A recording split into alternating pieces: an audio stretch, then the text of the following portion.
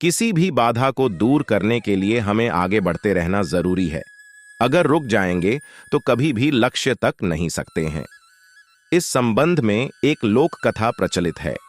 कथा के अनुसार एक व्यक्ति के जीवन में समस्याएं बहुत अधिक थीं। बचपन से ही उसे परेशानियों का सामना करना पड़ रहा था।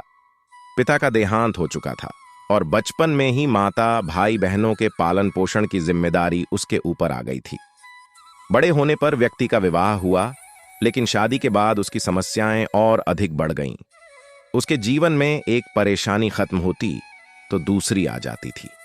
एक दिन वह प्रसिद्ध संत के पास गया। प्रेरक कथा। समस्याएं दूर करने के लिए आगे बढ़ते रहना चाहिए। रुकने से लक्ष्य तक नहीं पहुंच सकते। किसी भी बाधा को दूर करने के लिए हमें आगे बढ़ते रहना जरूरी है। अगर रुक जाएंगे तो कभी भी लक्ष्य तक नहीं सकते हैं। इस संबंध में एक लोक कथा प्रचलित है। कथा के अनुसार एक व्यक्ति के जीवन में समस्याएं बहुत अधिक थीं। बचपन से ही उसे परेशानियों का सामना करना पड़ रहा था। पिता का देहांत हो चुका था और बचपन में ही माता भाई बहनों के पालन पोषण की जिम्मेदारी उसके ऊपर आ गई थी। बड़े होने पर व्यक्ति का विवाह हुआ, लेकिन शादी के बाद उसकी समस्याएं और अधिक बढ़ गईं। उसके जीवन में एक परेशानी खत्म होती तो दूसरी आ जाती थी। एक दिन वह प्रसिद्ध संत के पास गया। व्यक्ति ने संत से कहा कि मुझे अपना शिष्य बना ले, मैं परेशान हो गया हूं, बहुत दुखी हूं। संत ने कहा कि ठीक, तुम मेरे शिष्य बन जाओ, मुझे बताओ क्या परेशानी है। शिष्य ने कहा कि गुरुजी, एक समस्या खत्म नहीं होती और दूसरी सामने आ जाती है। इस कारण मैं बहुत दुखी रहता हूं, किसी भी काम में सफलता नहीं मिल पाती है। गुरु ने कहा कि ठीक है, मैं तुम्हारी समस्याओं का हल बता दूंगा, अभी तुम मेरे साथ चलो। गुरु नए शिष्य को लेकर नदी किनारे गए। किनारे पर पहुंचकर गुरु ने कहा कि हमें ये नदी पार करनी है। ये बोलकर वहीं खड़े हो गए। शिष्य भी गुरु के साथ खड़ा हो गया। कुछ देर बाद शिष्य ने कहा कि गुरुदेव, हमें नदी पार करनी है तो हम यहाँ क्यों खड़े हैं। गुरु ने जवाब दिया कि हम इस नदी के सूखने का इंतजार कर रहे हैं। जब ये सूखेगी हम इसे आसानी से पार कर लेंगे। शिष्य को आश्चर्य हुआ। वह बोला, गुरुजी, ये कैसी बात कर रहे हैं?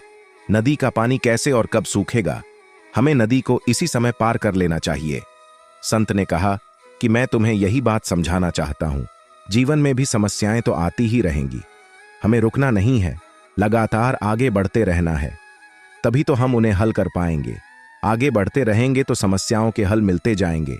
अगर रुक जाएंगे तो एक भी बाधा पार नहीं हो पाएगी। शिष्य को गुरु की बात समझ आ गई और उस दिन के बाद उसकी सोच बदल गई। इस पाठ से हमें क्या शिक्षा मिलती है कि जीवन में व्यक्ति को जिज्ञासु जरूर होना चाहिए, क्योंकि बिना प्रश्न के उत्तर संभव नहीं है। उत्तर उसी को मिलता है जिसका कोई प्रश्न होता है। सुबह घर से निकलना, दिन भर काम करना और लौटकर शाम को घर आकर खा पी के सो जाना।